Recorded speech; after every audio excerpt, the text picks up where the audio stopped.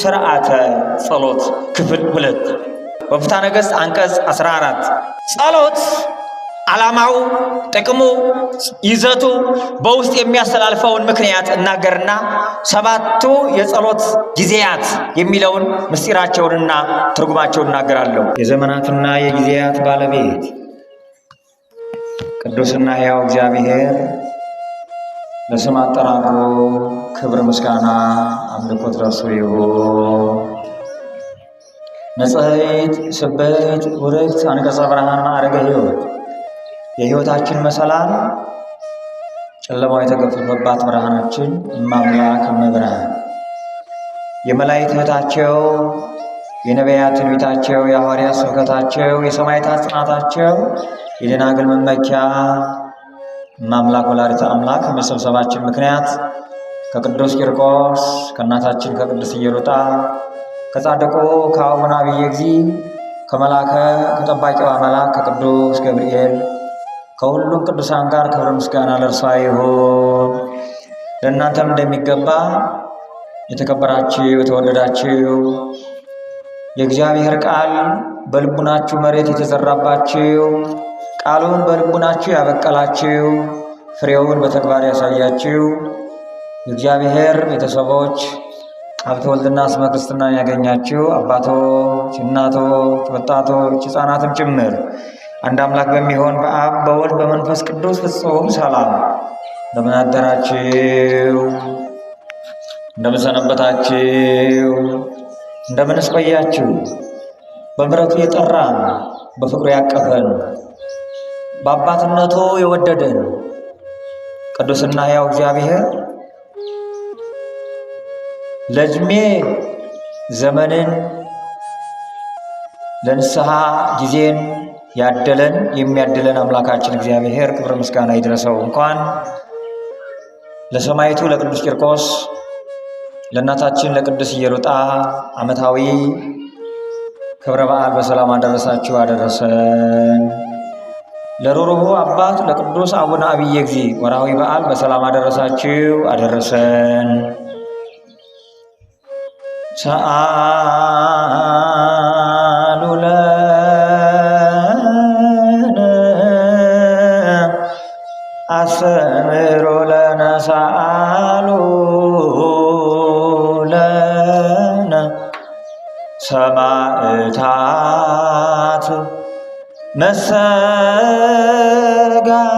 መሰጋድላን ከዋክብት ብሩሃን መኃትዊሃ ለቤተ ክርስቲያን ሰአሉ ለነ አስተምህሮ ለነ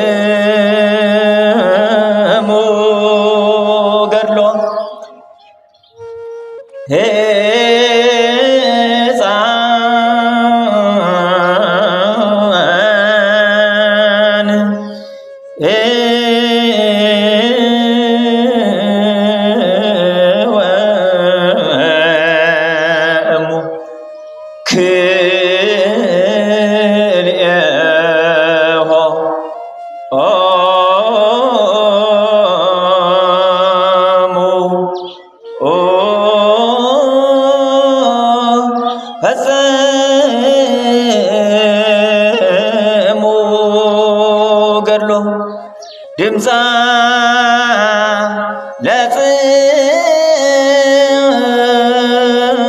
ለጽርት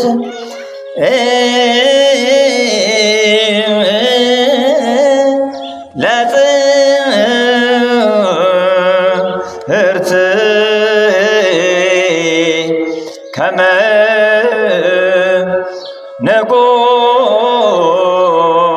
ነጎድጓድ ክረ ድምፀ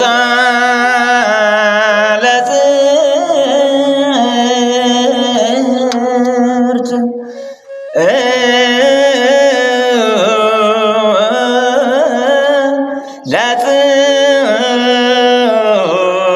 ለጽርት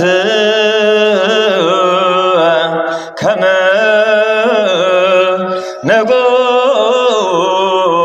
ነጎድጓድ ክረ ሕፃን ወእሙ ክልኤሆሙ ፈጸሙ ገድሎሙ። እናቱ ኢየሉጣ የ3 ዓመቱ ሕፃን ልጇ ቅዱስ ቂርቆስ እነሆ ምስክርነታቸውን ፈጸሙ። ድምፀ ለጽርት ከመ ነጎድጓድ ክረ እነሆ የእሳቱ ነበልባል በጋኑ የሞላውን የፈላ ውሃ እንደ ክረም ነጎድጓድ ባናወፀው ጊዜ ሰውነቴ ይላጣል ይቃጠላል ብሎ ያልፈራ ክርስቶስ ኢየሱስን ያስቀደመ እናቱን ያጠነከረ እናቴ ጽኚ በርቺ ጥብኢ ኬሜ ያለው ያ ሕፃን ፈጸሙ ገድሎሙ። በዛሬው ዕለት ምስክርነታቸውን ፈጸሙ። ኩሉኬ ዘየአምን በቅድመ ሰ በሰው ልብ በሰው ፊት ሁሉ የሚያምንብኝ አነሄ አመኖ በቅድመ አቡዬ ዘበሰማያት በአባቴ በአብ በባህሪ ሕይወቴ በመንፈስ ቅዱስ ፊት በመላእክት ፊት የማያልፈውን መንግሥትና ክብርና ጸጋ እኔ ደግሞ እሰጠዋለሁ። ደፋርነቱን፣ ፍቅሩን፣ ጽናቱን፣ ብርታቱን፣ መስካሪነቱ፣ ሃይማኖት ጠባቂነቱ በሥነ ምግባር ያጌጠ በሃይማኖቱ ሥርዓትና ሕግ የታጠቀ ቀኖናውን ዶግማውን የጠበቀ መሆኑን እነሆ በመላእክት ፊት መሰክርለታለሁ ይላል። አስቡት እናቶች፣ የ3 ዓመት ሕፃን አበ እመ ብሎ አንደበት ያልፈታ የ50 ዓመት የምትደርስና እናቴ ሆይ ብሎ አቤት የክርስቶስ ኢየሱስ ፍቅር በደም ሲዋሃድ አጥንትን ሰብሮ ሲገባ ልብ ሲመታ ሰውነት እንደ እሳት ሲግል የእሳቱ ነበልባል እንደ ሻወር የድንጋዩ ውርዋሮና ድብደባ እንደምን እንደ ገለባ አይደለም ያለው ሊቁ። እግዚአብሔር አምላክ ሃይማኖታችን ጠብቀን በሥነ ምግባር ደምቀን የጌቶች ጌታ የሆነውን ኢየሱስ ክርስቶስን ለዓለም መስክረን እናትም አምላክ መመለኮት ወላዲተ አምላክ እናት ብለን ጠርተን በሰማዕታቱ አማላጅነት በመላእክት ጥበቃ ታጅበን ለማጠፋው ርስት መንግሥተ ሰማያት እንዲያወርሰን ቅዱስ ፈቃዱ ይሁን። ለዚህ ነው አባ ጊዮርጊስ ዘጋስጫ ሰአሉ ለነ ሰማዕታት መስተጋድላን ከዋክብት ብሩሃን ማኅተዊ ሀለ ቤተ ክርስቲያን ሰአሉ ለነ አስተምህሩ ለነ ያለው ሊቁ ዳግማዊ ቄርሎስ የኢትዮጵያ ሐዋርያ አባ ጊዮርጊስ የቤተ ክርስቲያን መብራቶች ብሩሃን ከዋክብት በገድል የጸናችው ሰማዕታት ለምኑልን አማሉዱን ይላል። ምስክሮች ይላቸዋል ሰማዕታትን የክርስቶስ ኢየሱስ የሃይማኖታቸው መስካሪ ያ እንደ ከዋክብት ብርሃን የደመቀው ቅዱሳን ሰማዕታት ተብለው የተጠሩ ራሱ ባለቤቱ ክብር ይግባውና ኢየሱስ ክርስቶስ ከጲላጦስ ፊት ቆሞ እኔ ለእውነት ልመሰክር ስለዚህ ተወልጃለሁ በማለት ከድንግል ማርያም የተወለደውን አማናዊ መወለድ መስክረዋል። ምስክርነትን፣ ሃይማኖትን፣ ተግባርን፣ አኗኗርን፣ ሕይወትን፣ ጸሎትን፣ ሥርዓትን ያስተማረው መምህራችን ሕይወት በረከታችን ኢየሱስ ክርስቶስ ነው። ለዚህ ነው ሰማዕታት በማቴዎስ ወንጌል ምዕራፍ 10 ቁጥር 32 ላይ ስለዚህ በሰው ፊት ሁሉ ለሚመሰክርልኝ ሁሉ እኔ ደግሞ በሰማያት ባለው በአባቴ ፊት እመሰክርለታለሁ ይላል። ይህን መሰረት አድርገው ሰማዕታት አንገታቸውን ለሰይፍ ሰውነታቸውን ለእሳት ሲሰጡ ኖረዋል። እስከ ዳግም ምጽአት ይቀጥላል። ቤታቸው ይፈርሳል፣ አንገታቸው ይቆረጣል፣ በብዙ ስቃይና መከራ ውስጥ ያልፋሉ። ጦረኛ በጦር ሜዳ ላይ በዚህ ዓለም ተጋድሎ ድል ተቀዳጅተው ዲያብሎስን ድል አድርገው ወደማያልፈውና ተጋድሎ ወደሌለባት እረፍት ዘላለማዊት ክብር ወዳለባት ወደ መንግሥተ ሰማያት ይሄዳሉ። የሰማዕታትን ጸጋ በረከት እግዚአብሔር በሁላችን ላይ ያሳድርልን። ሥርዓተ ጸሎት ክፍል 2 ጻፉ። ሥርዓተ ጸሎት ክፍል ስንት አልኳቸው? ክፍል 2 በፍትሐ ነገሥት አንቀጽ 14 ጸሎት ዓላማው፣ ጥቅሙ፣ ይዘቱ በውስጥ የሚያስተላልፈውን ምክንያት እናገርና 7ቱ የጸሎት ጊዜያት የሚለውን ምስጢራቸውንና ትርጉማቸውን እናገራለሁ። አንድ ምእመን ማንኛውም ሀብተ ወልድና ስመ ክርስትና ያገኘ ከቅዱስ ፓትርያርኩ ጀምሮ እስከ ታችኛው ምእመን ድረስ በ7ቱ ጊዜያት ግድ መጸለይ እንዳለብን፣ ሲቀጥል ለምእመናን ደግሞ ጧትና ማታ በቅጽረ ቤተ ክርስቲያን ተገኝተው ጸሎት ማድረስ እንደሚገባቸው ይናገራል። ከዛ በፊት ግን ኦርቶዶክሳዊ ሰው ሲጸልይ በጸሎቱ ውስጥ ምን ጥቅም፣ ይዘትና መልእክት ያገኛል የሚለውን 5 ዝርዝር ሐሳቦች ይናገራለሁ። የመጀመሪያው የጸሎትን ይዘት፣ በጸሎት ውስጥ የሚካተቱ ዋና ዋና ነገሮችን እናያለን።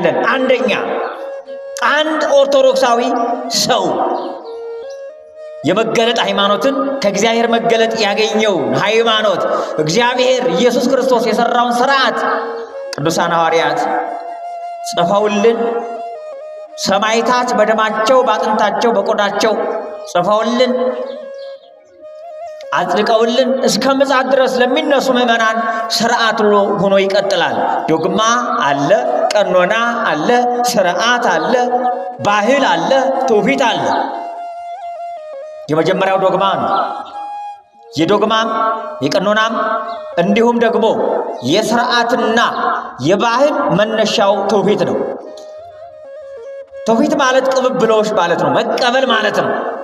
ከእግዚአብሔር የተቀበልነው መቀበል፣ ከቅዱሳን ሐዋርያት የተቀበልነው መቀበል፣ መገለጥ ስጦታ ማለት ነው። ከአባት ወደ ልጅ ከአዳም ጀምሮ እስከ ምጽአት ክርስቶስ በዳግም ትንሣኤ ዘጉባኤ እስኪመጣ ድረስ የምንጠብቀው፣ የምናስጠብቀው፣ የምንቀበለው፣ የምናቀብለው ከልጅ ወደ ልጅ እየተላለፈ የሚሄድ 81ዱን መጽሐፍ ማን ሰጠን? የቅዱስ ማቴዎስ መሆኑ ማረጋገጫው ምንድን ነው? ኦሪት ዘፍጥረት ተብሎ በስነ ፍጥረቱ በይዘቱ የተሰየመው 50 ምዕራፍ ያለው ማን ጻፈው? እንዴት ጻፈው? በእጅ ጻፈው? ለምን ተጻፈ? የሚሉትን የጥያቄ ሐሳቦች ቅድስት ቤተ ክርስቲያን እየመለሰች ትሄዳለች። ስለዚህ ሥርዓተ ጸሎት የጸሎት ጥቅም ወይም ደግሞ ኦርቶዶክሳዊ ሰው ሲጸልይ በጸሎቱ ውስጥ ምን ጥቅም፣ ይዘትና መልእክት ያገኛል ስንል የመጀመሪያው አንድ ኦርቶዶክሳዊ ሰው ሲጸልይ ጸሎቱን በ5 ዋና ዋና ነገሮች የተገነቡ መሆናቸውን ማስተዋል ይጠበቅበታል። በ5 ዋና ዋና ነገሮች በደንብ አስተውሉ ምዕመናን። አንደኛ ምስጋናና አምልኮ፣ የእግዚአብሔርን ቅድስና፣ ታላቅነት፣ ፈጣሪነት፣ አንድነት፣ ሶስትነት፣ የባህሪ አምላክነት፣ ይህን ዓለም ካለመኖር ወደ መኖር አምጥቶ መፍጠሩን፣ ለምን ዓላማ እንደተፈጠርን፣ እርሱ የተፈጠረው መልክ የማን አርአያ ምሳሌ እንደሆነ በደንብ አድርጎ ያስተውላል። ስለዚህ አክብሮ ወዶ የፈጠረውን ፈጣሪ ያመሰግናል። ጌታ ሆይ አመሰግናለሁ፣ ግሩም ግብርከ ወነፍሴ የትጠይቆ ጥቀ ይላል። እነሆ ግሩም አድርገህ ፈጥረኛልና እነሆ አመሰግንሃለሁ ይላል እንደ መዝሙረኛው ቅዱስ ዳዊት። የመጀመሪያው ምስጋና ነው። በጸሎቱ ውስጥ በዋናነት 5 ነገሮችን እያስተዋለ ይሄዳል። የመጀመሪያው ምስጋና። ምስጋናው ምንድን ነው ስንል ስለተደረገው ነገር፣ ስላደረገለት ጥበቃ፣ ስላበላው፣ ስላጠጣው፣ ስለሰጠው ሕይወት፣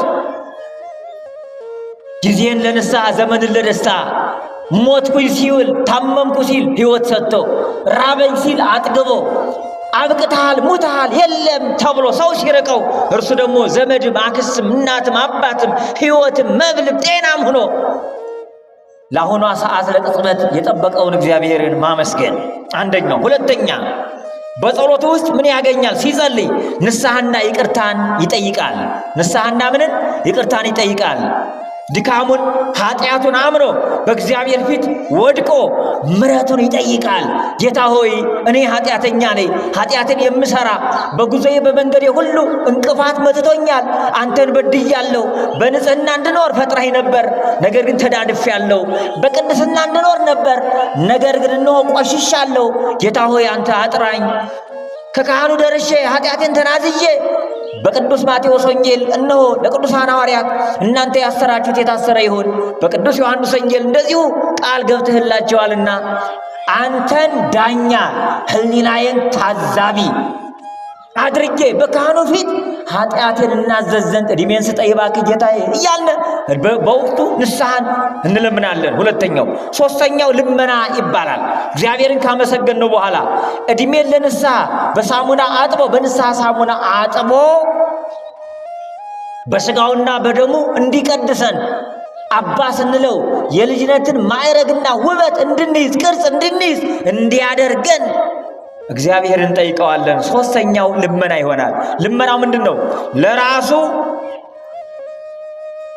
የሥጋውና የነፍሱን ፍላጎት ያሟላለት ዘንድ ነፍሱን ይቅር ይልለት ዘንድ ማስተዋልን፣ ሰላምን፣ በረከትን፣ መረጋጋትን ትዳሩ እንዲባረክለት የተወለዱት አእምሮአዊ አሳቢ ሕግና ሥርዓትን የሚጠብቁ ሀገር የሚያኮሩ ወንጀል የማይሰሩ ሙስናን የሚጸየፉ እናት አባታቸውን የሚያስመሰግኑ ሃይማኖታቸውን የሚጠብቁ ልጆችን ይሰጠው ዘንድ ለነፍሱ መዳኛ ለሥጋው መጠገኛ እንዳይነሳው እግዚአብሔርን ይለምናል። ልመና ሦስተኛው። አራተኛው ምልጃ ነው። አራተኛው ምልጃ ስለ ሌሎች ሰዎች፣ ስለ ቤተሰብ፣ ባል ስለ ሚስት፣ ሚስት ስለ ባል፣ ባልና ሚስት ስለ ልጅ፣ ስለ ጎረቤት፣ በአጠቃላይ ስለ ሀገር፣ ስለ ዓለም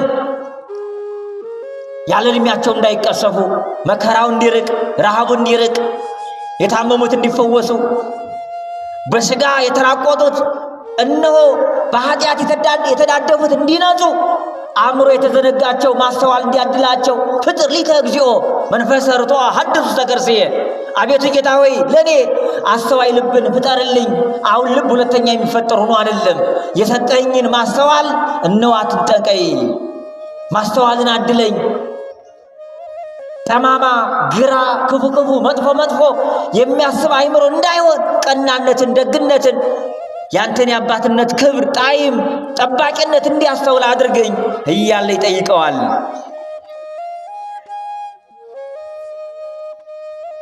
ሁለተኛ በጸሎት የሚገኙትን ጥቅም እናያለን። ጸሎት የሰው ልጅ ከፈጣሪው ጋር የሚያደርገው ሕያው ግንኙነት ነው። ምን አልኳችሁ? ጸሎት ማለት የሰው ልጅ ከፈጣሪው ከእግዚአብሔር ጋር የሚያደርገው ሕያው ግንኙነት ነው።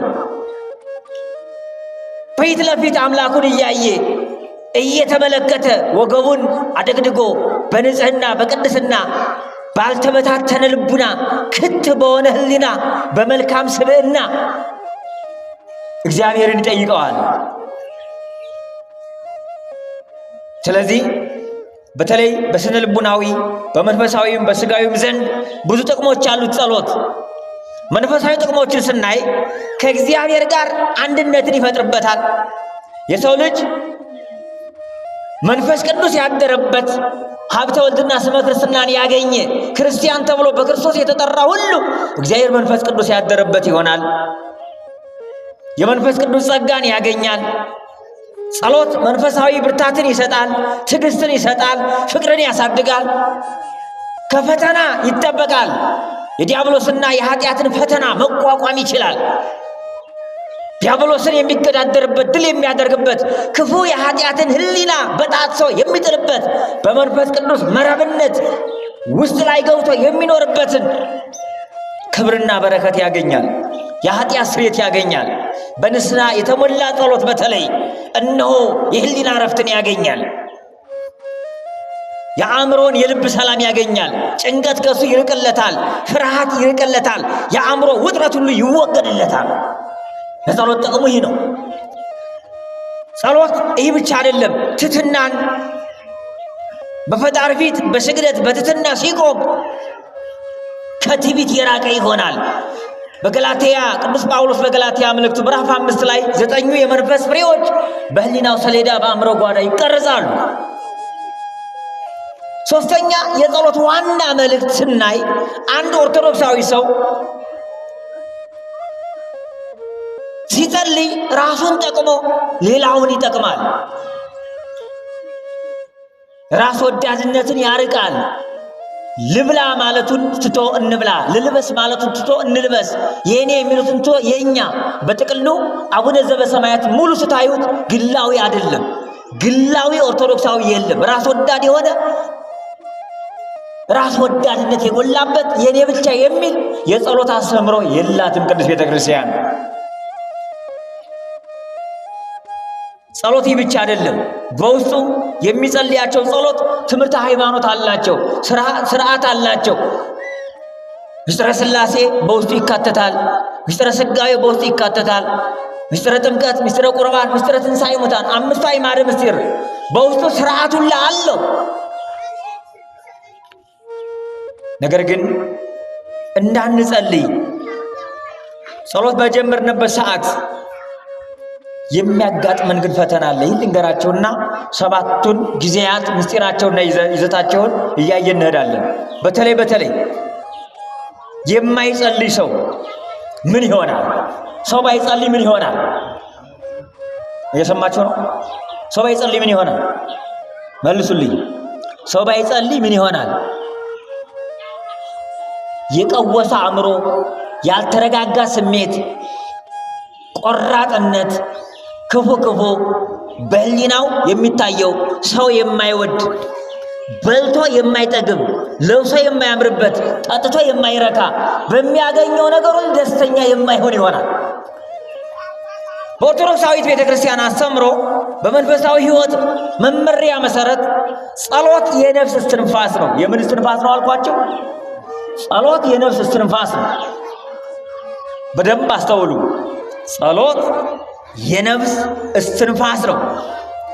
በመሆኑም የማይጸልይ ክርስቲያን በነፍሱም ሆነ በስነ ልቡናው በርካታ መንፈሳዊ ጉድለቶችና ፈተናዎች ይደርሱበታል።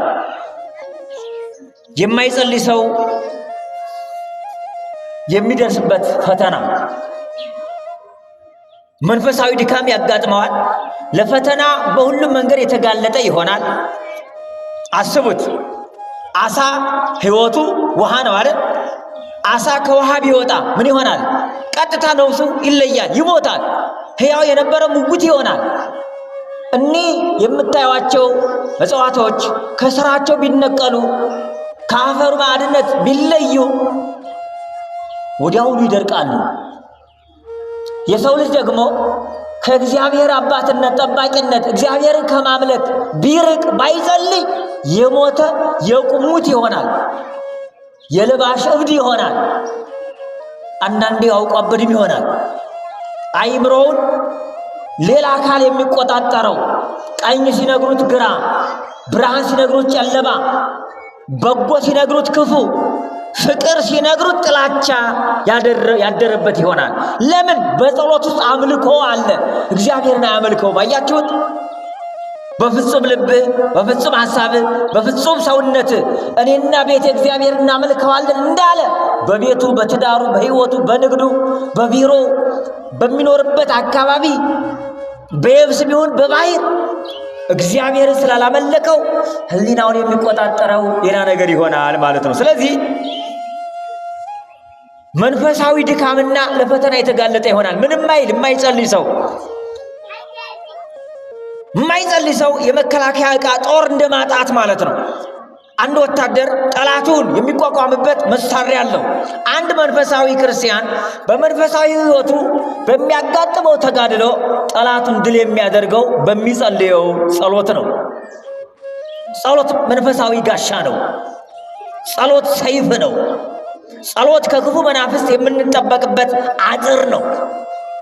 ጸሎት ከእኩይ ሐሳቦችና ከዓለም ፈተናዎች የምንጠበቅበት መለኮታዊ ረቂቅ እሳታዊ አጥር ነው። ሌላው ለኃጢአት አለመሸነፍ። ጸሎት የሌለው ሰው ሕይወቱ ሁሉ ኑሮ ሁሉ ለኃጢአት የተጋለጠ ይሆናል። ከእግዚአብሔር ጋር ያለው ግንኙነት ሙሉ ለሙሉ የተቋረጠ ይሆናል። ሚስቱን ሰላም ሲነሳት፣ ባሏን ሰላም ስትነሳው፣ ቤተሰቦቹ ሲበጠበጡ፣ ንግዱ ሰላም አላገኝ ሲል፣ ከየመስሪያ ቤቱ ፍቅር ሲያጣ፣ በህሊናው ስግብግብነት ሲነግስበት፣ ከግራ ይልቅ ጠማማ ዘረኝነት፣ በዓለሙ ክፉ ጠማማ አስተሳሰብ ልቡ የተወጋ ሲሆን፣ ከፍተኛ የሆነ ስንፍና፣ መዛል፣ እግዚአብሔር ላይ ማሾፍ፣ ቤተክርስቲያን በሚስሙት ላይ ማሾፍ፣ ምስል ሕይወት የሌለው ምስል አልባ አሻንጉሊት ይሆናል ማለት ነው። ምን የማይጸልይ ሰው ትትና የሌለው ይሆናል። አያችሁት? በጥቅሉ የማይጸልይ ሰው ጸሎት ለነፍስ እንደ አየር ነው ብያቸዋለሁ። አየር ያጣ አካል እንደሚሞት ሁሉ ጸሎት ያጣች ነፍስም ከሥጋ የተለየ ነፍስ የሞተ በድን እንደሚባል ሁሉ ከጸሎት የተለየ ክርስቲያን ነፍስና ሥጋው ባይለይም ቆሞ የሚሄድ ማስተዋል የሌለው በድን ሥጋ ማለት ነው። አያችሁት? ዛሬ ዓለም ውስጥ ቀውስ የገባው ሰውን የሚያግተው፣ ወንድሙን አሳልፎ የሚሰጠው፣ ለብር ብሎ ሰውን አስገድዶ የሚያስገድለው፣ ዓላማው ያልገባው፣ ጨለማው ብርሃን ብርሃኑ ጨለማ የሆነበት ሆድነትና ስግብግብነት ህሊናውን ቀፍድዶ የያዘው፣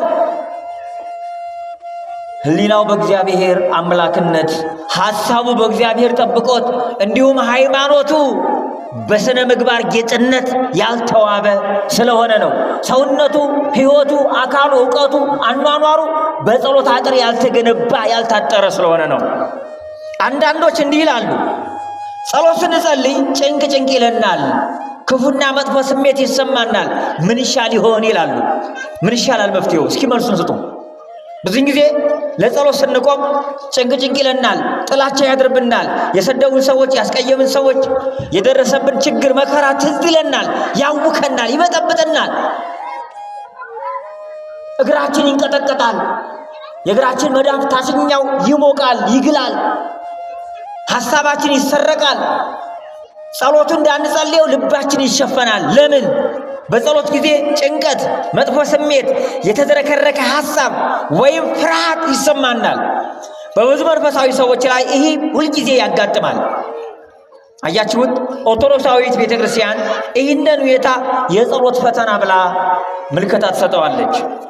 አጋንንት እግዚአብሔር በሚገለጥባቸው በከበሩ ሰዎች ላይ በልቡናቸው ቀድሞ ያድሩና እንዳይጸልዩ ጸሎት ንባቡ ምስጢሩን እያስተዋሉ እንዳይጸልዩ በስመ አብ ወወልድ ወመንፈስ ቅዱስ ብለው መጨረሻ ላይ ሰአሊ ለነ ቅድስት ሲሉ ነው አይደል? ትዝ የሚላችሁ ለዓለመ ዓለም።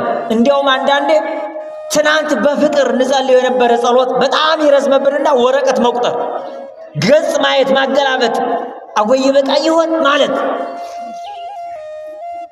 መፍትሄው ምንድነው ካላችሁኝ፣ ጸሎትን በፍጹም አለማቋረጥ፣ በጸሎት መጽናት፣ አለመሸነፍ።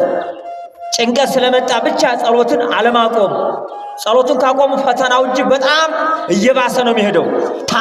ታነቅ፣ ትዳርህን በጥበጥ፣ ሰነፍነህ አይሆንልህም፣ አይሳካልህም፣ ወደኋላ የሰራው በደልና ኃጢአት አንተ አስመሳይ እያለ ሰይጣን ይከሳል፣ ዲያብሎስ ይከሳል። መንጫካ ነው። እንደዚህ እንዳንሸነፍ እንዳንጠቃ የጸሎት ቦታ ላይ መጽናት፣ ስንጸልይ ልባችን ክት ማድረግ፣ እግዚአብሔርን በፍቅር መጠየቅ፣ ሐሳቡ በህሊናችን ይመላለስ እንኳን እያማተብን ኦሆ በልዎ ለእግዚአብሔር ወነቢይ ወለጋኔን እንዳለ እግዚአብሔርን እሺ በጎ ብለን አጋንንትንም በይ ማለት። ስለዚህ ስንጸልይ መዝሙረ ዳዊት እንድንጸልይ ታዘናል። በደንብ ተከታተሉ።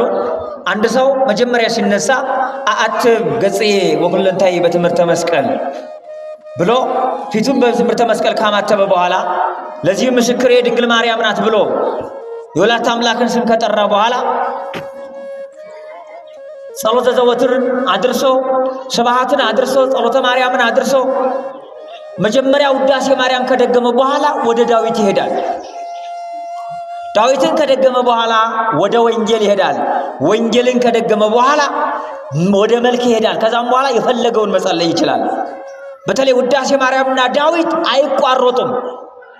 ወይም ደግሞ 30ውን ባይችል የሰኞ መዝሙረ ዳዊት 30፣ የማክሰኞ 30፣ የረቡዕ 20፣ የሐሙስ 30፣ የዓርብ 20፣ የቅዳሜ 30 አጠቃላይ ስንት ይሆናል? ወደ 151 ይሆናል። ንዑሳነ ማኅየው እስከሚለው በጸሎቱ ውስጥ ይዘትና መልእክት ምስጢራዊ ትርጓሜ አለው። ለምሳሌ ከዳዊት ነቢያትን ወይ ጸልዩ መዝሙረ ዳዊት ወነቢያት ይላል። የዳዊትን መዝሙርና የነቢያትን ጸሎት ይጸልዩ ይላል። ስንጸልይ በጸሎቱ ውስጥ ስንት አሉት? በሰባቱ ጊዜያት 7 ጊዜ 36 ለእያንዳንዱ ጸሎት ስንጸልይ በእያንዳንዱ ሰዓት 36 ስግደት አለ። በደንብ ስሙ። እኛ እንኳን ንስሐ ስትገቡ ወገባችሁ ስለሚንቀጠቀጥ እግራችሁ ስለሚቃጠል ስትራፖ የበለጠ አድርጎ እስርስር ስለሚያደርጋችሁ ስለምትሰቀቁ እንቅልፍ እያለ ድካም እያለ ከሰዓት ስትቆጥሩ ነገሮች እያለፉ አባ ረስቸው አይደለም ትሉ። ማንኛውም አንድ ክርስቲያን በቀን 7 ሲባዛ በ36 እኩል ይሆናል። ስንት ይመጣል? 252 ነው የሚመጣው። በቀን ስንት ይመጣል? ንገሩኝ። 7 ሲባዛ በ36 ስንት ነው?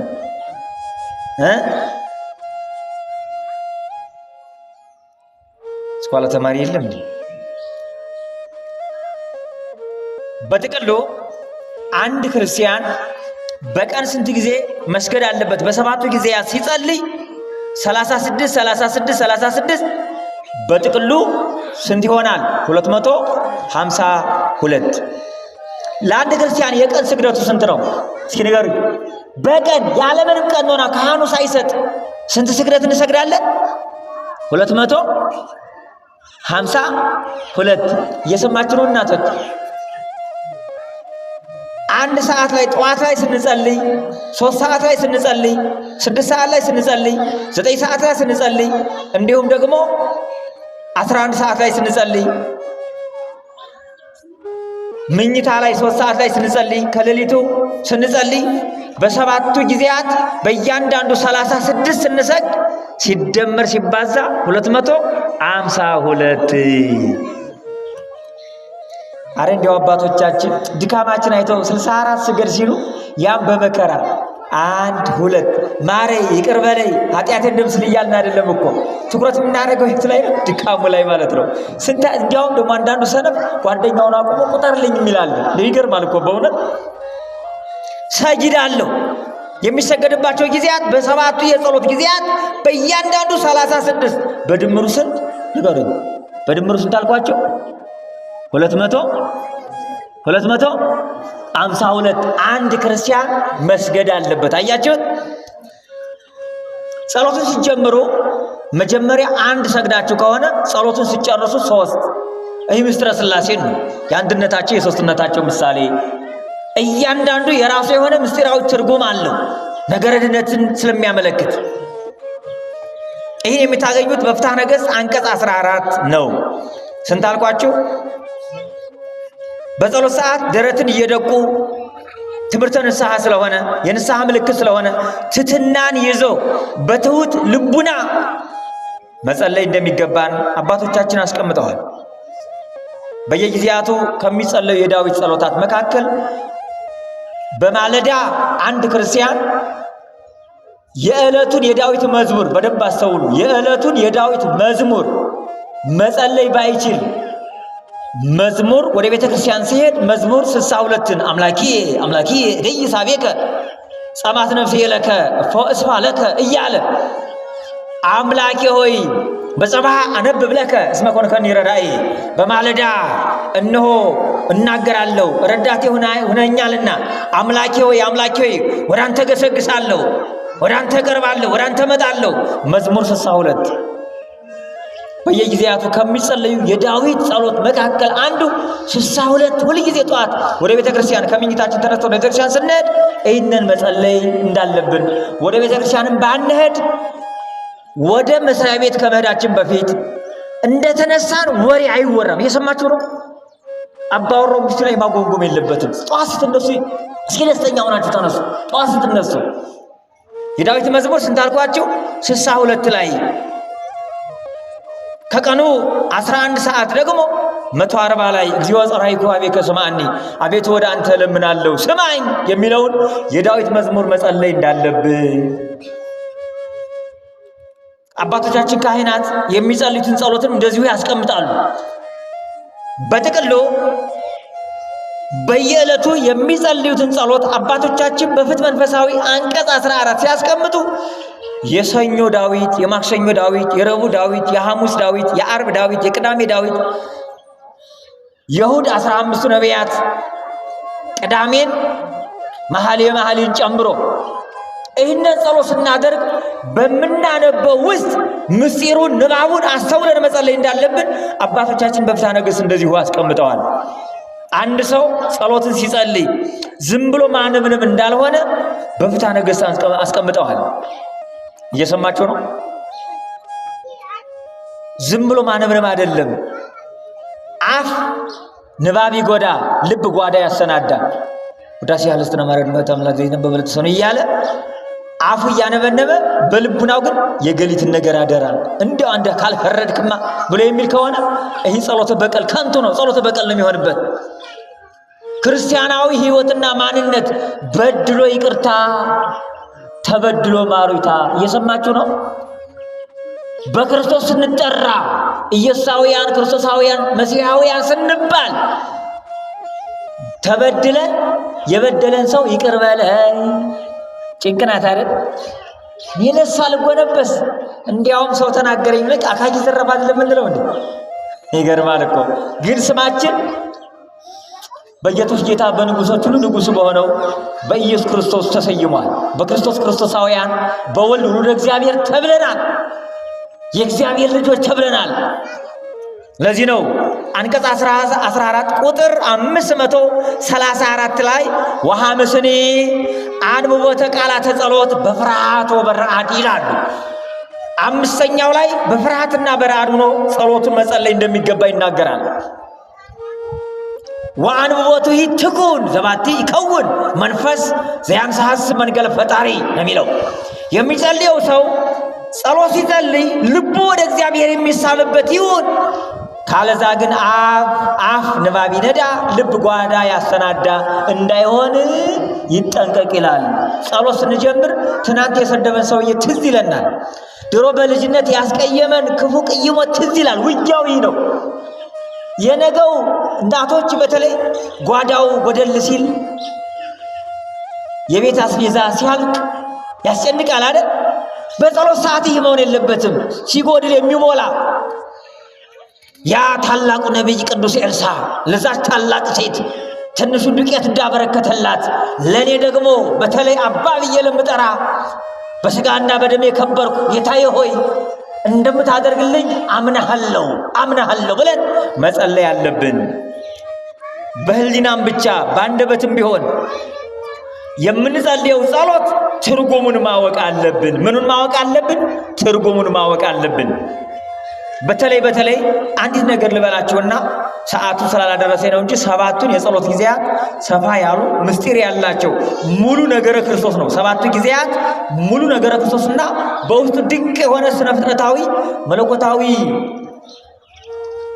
ኃያል ፈጣሪ እግዚአብሔር ዓለም እንዴት እንደፈጠረ በደንብ አድርገው የሚያመለክት በእያንዳንዱ ሰዓት በተለይ የሌሊቱ ጸሎት፣ የነጉ ጸሎት፣ የ3 ሰዓቱ ጸሎት እንዲሁም ደግሞ የ6 ሰዓቱ ጸሎት፣ የ9 ሰዓት ጸሎት፣ የ11 ሰዓት ጸሎት፣ የኖዋም ጸሎት፣ የመንፈቅ ጸሎት እነዚህ 7ቱ ጊዜያት ድንቅ ምስጢር አላቸው። ከሕይወታችን ጋር እንዴት ነው እንደሚሄዱ በደንብ አድርገን እነሱን ለይተን እናያቸዋለን። ለማንኛውም ጸሎትን ስንጸልይ በጸሎቱ ውስጥ የምናገኘው ድንቅ ምስጢር አለ። የዳዊት መዝሙር ስንጸልይ፣ ውዳሴ ማርያም ስንጸልይ፣ ጸሎተ ማርያም ስንጸልይ አስባችሁታል? በውስጡ ያለው ምስጢር ይገስጻል፣ ይገነባል፣ ያጽናናል፣ ያበረታል፣ ጉልበት ይሆናል፣ ሙላት ይሆናል፣ ጌጥ ይሆናል፣ ክብር ይሆናል፣ ወኔ ይሆናል፣ ባይተዋርነትን ያርቃል። ከሚፈላው እሳት ዘለው ሲገቡ የእሳቱ ኃይል ለነሱ ምን ይሆናል? ምን ይሆናል? ለነሱ ውሃ ይሆናል፣ ይቀዘቅዛል።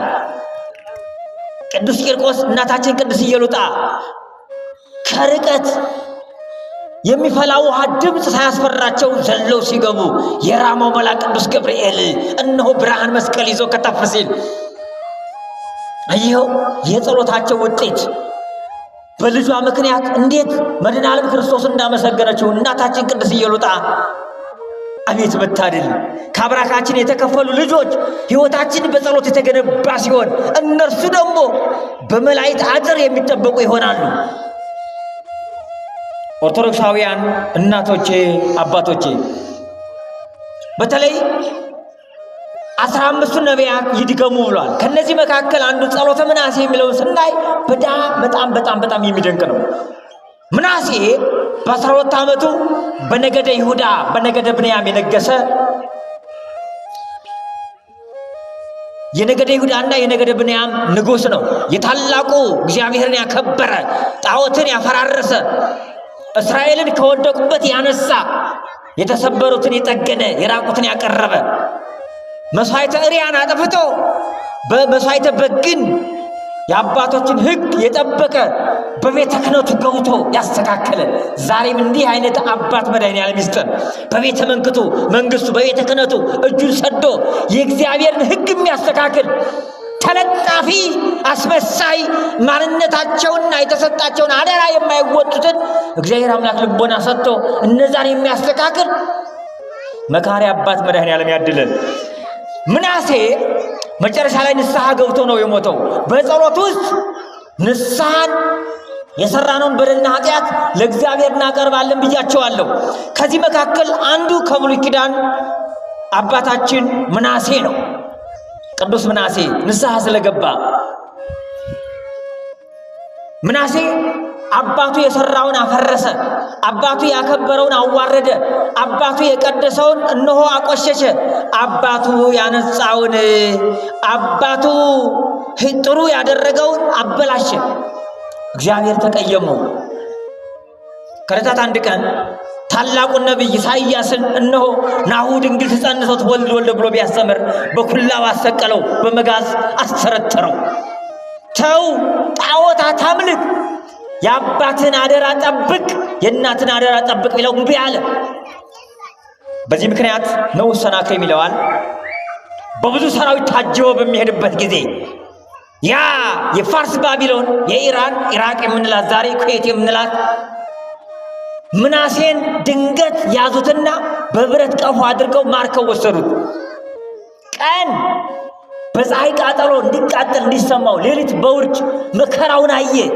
ምናሴ ኃጢአትን እንደሰራ በደል እንደፈጸመ የአባቱን የእግዚአብሔርን ሕግ እንደጣሰ አባት የሰጠውን አደራ እንዳልተወጣ ነገደ ብንያም ነገደ ይሁዳ እንዳልጠበቀ ለእግዚአብሔር ጸሎት አቀረበ። ተጸጸተ።